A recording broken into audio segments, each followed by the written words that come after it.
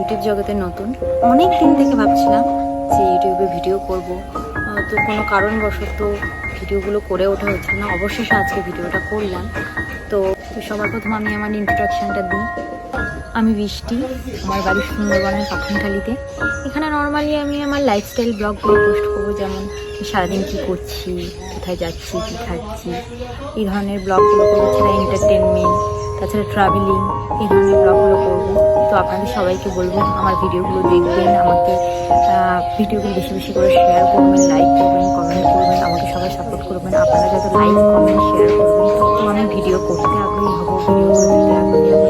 তো দয়া করে আমি সবার সাপোর্ট চাইছি, সবাই আমাকে সাপোর্ট করবেন আর আমার ভিডিওগুলো দেখবেন।